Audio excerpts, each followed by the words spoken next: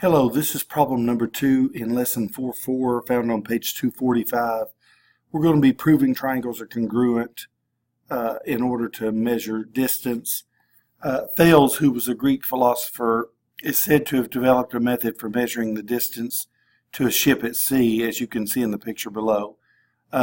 He made a compass by nailing two sticks together, and standing on top of the tower, he would hold one stick vertically and tilt the other one until he could see the ship along the tilted stick.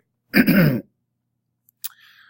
this compass setting, he could find the landmark on the shore along the line of the tilted stick.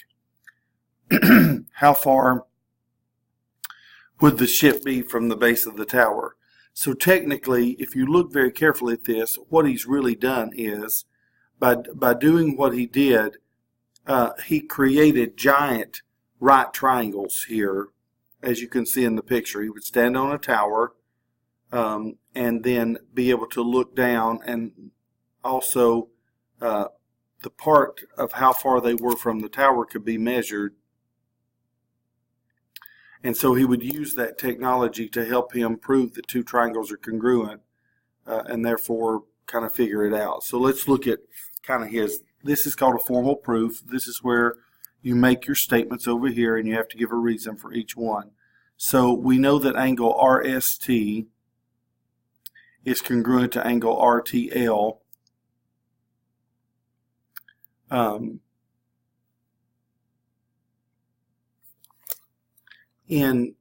me raise this up a little bit.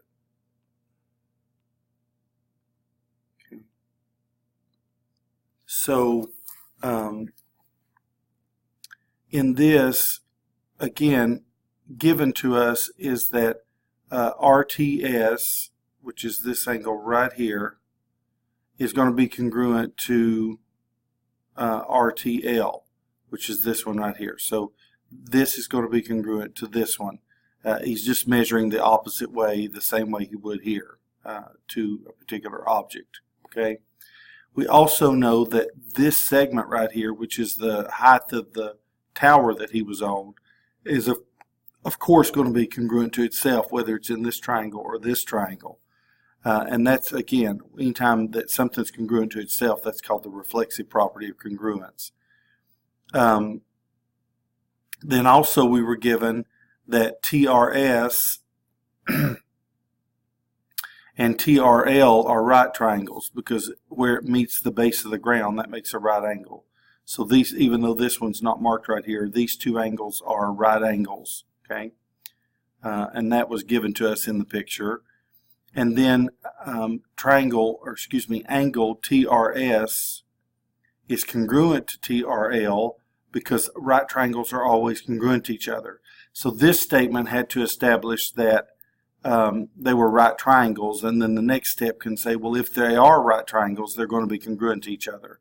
And so if we look carefully, and I'll mark these, we've got this angle congruent to this angle here, we've got this side congruent to this side, and we've got this angle congruent to this angle. So if you look carefully, that's an angle, a side, and an angle. So we can prove that these two triangles here in this picture, this triangle here and this triangle here, are congruent to each other by what we call ASA, or the angle side angle postulate. And again, it's because these angles, this side, and these two angles are congruent to each other in both triangles, so that makes the triangles are congruent. Now, if that's true, then that means that RS, which is from here to here, is going to be the same distance or length as from R is to L. Okay. Now, you can't really walk on water, so it would be hard to measure this by laying something down and truly measuring it. But on this side, you could measure, say, like from the tower to the tree over here, and if you measured that distance right there, then you would know that the same distance applies over here, which is where that particular ship is. Okay.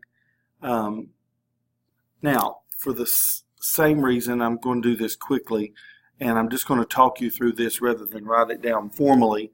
But if you were given that AB is congruent to AC, which is already marked over here in your pictures, and that M is the midpoint.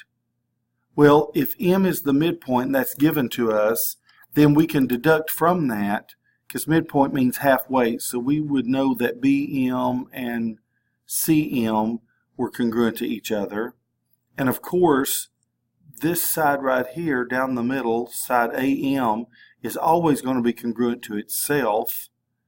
Even though it belongs in both triangles, it's the same distance or the same length. So the top triangle is going to be congruent to the bottom triangle, or what we would say here is ABM is going to be congruent to triangle ACM. And the reason for that would be side, side, side. I have three sides of one matching three sides of the other.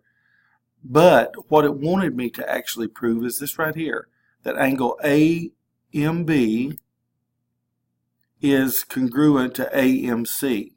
So let me erase this so you can see this a little better. We're talking about this angle right here. We're trying to prove that it's congruent to that angle. Well, if those two triangles are congruent, and we just proved that they were, then we can specifically look at angle M, and that should correspond with angle M over here, or what we would call angle AMB on the top one is going to be congruent to angle AMC on the bottom one, because in the two, if angle M should correspond with angle M, which is what this is really saying here. So that's how that you would prove that those two triangles are congruent to each other. I hope this was helpful. Best of luck.